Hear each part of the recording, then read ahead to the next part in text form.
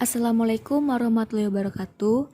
Perkenalkan, kami dari kelompok 6 yang mana beranggotakan saya sendiri Risa Dwi Putri serta kedua rekan saya yaitu Rena Ulandari dan Warnida.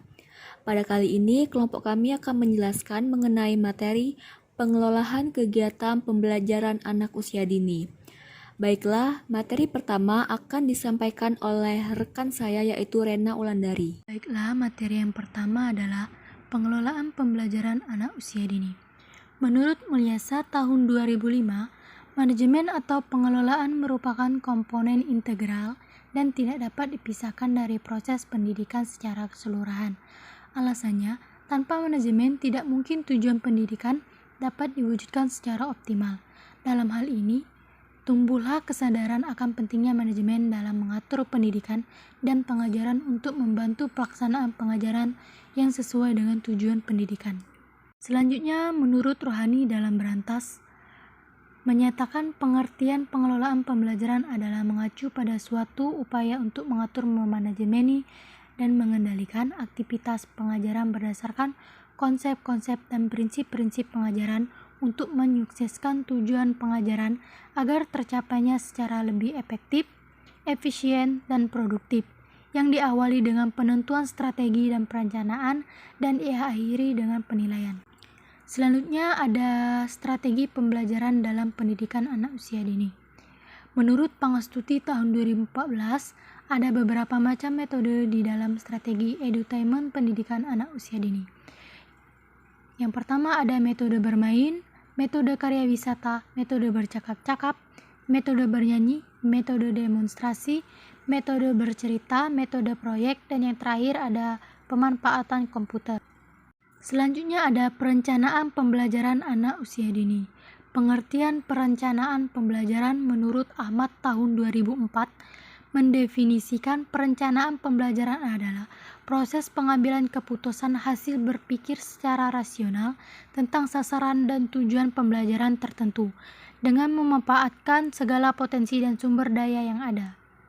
Prinsip-prinsip pembuatan perencanaan pembelajaran anak usia dini.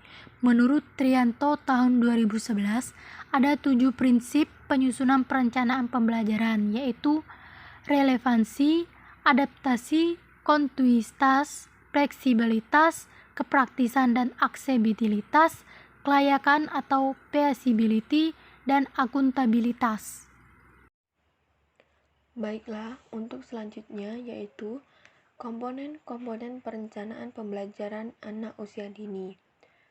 Komponen-komponennya yaitu terdiri dari program tahunan, program semester, rencana kegiatan mingguan, dan rencana kegiatan harian.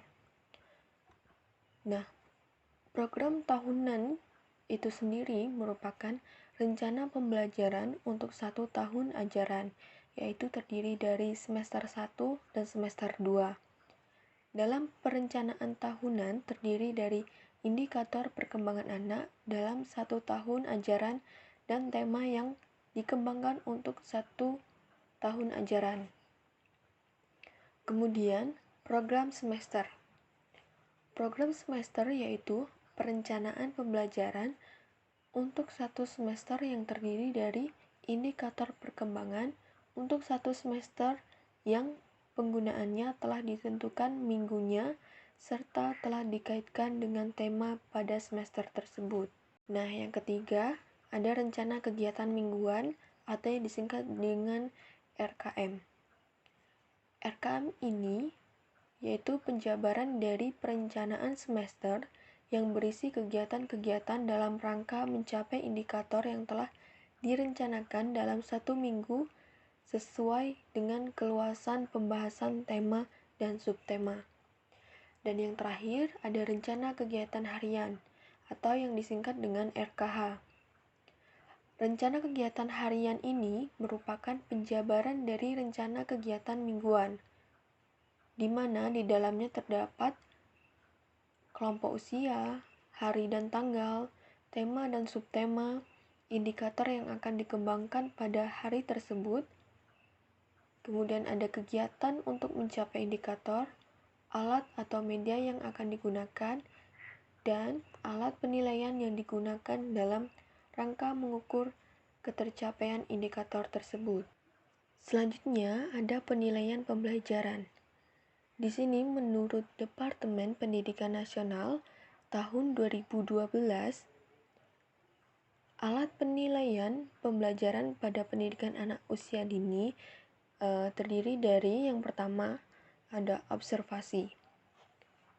Observasi adalah penilaian untuk mendapatkan informasi dengan mengamati secara langsung perilaku dan perkembangan anak secara terus-menerus dengan mengacu pada indikator yang telah ditetapkan.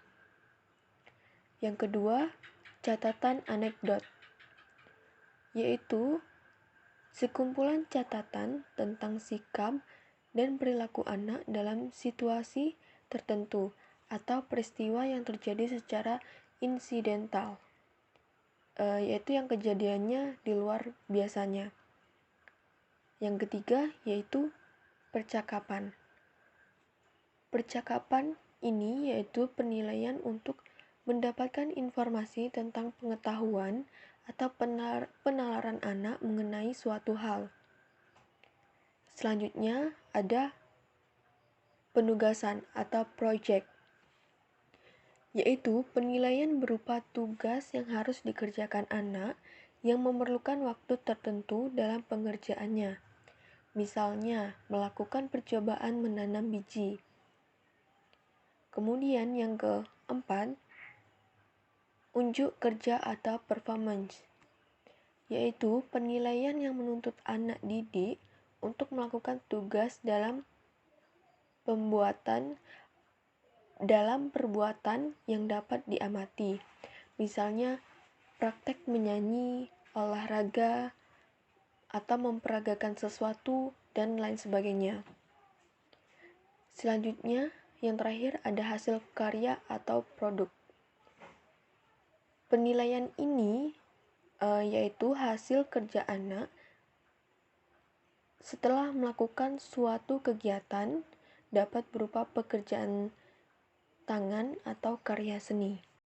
Kesimpulan, yang pertama yaitu pengolahan adalah kemampuan atau keterampilan khusus untuk melakukan suatu kegiatan baik bersama orang lain atau melalui orang lain dalam mencapai tujuan organisasi. Adapun fungsi pokok pengolahan yaitu merencanakan, mengorganisasikan, memimpin, dan mengawasi. Kemudian yang kedua yaitu perencanaan pembelajaran adalah proses pengambilan keputusan hasil berpikir secara rasional tentang sasaran dan tujuan pembelajaran tertentu dengan memanfaatkan segala potensi dan sumber daya yang ada. Kemudian yang terakhir yaitu pengelolaan pemberdayaan di PAUD, yaitu keseluruhan proses pendayagunaan semua sumber daya manusia maupun bukan manusia dalam rangka mencapai tujuan institusional pendidikan prasekolah. Sekian penjelasan dari kelompok kami akhiri. Wassalamualaikum warahmatullahi wabarakatuh.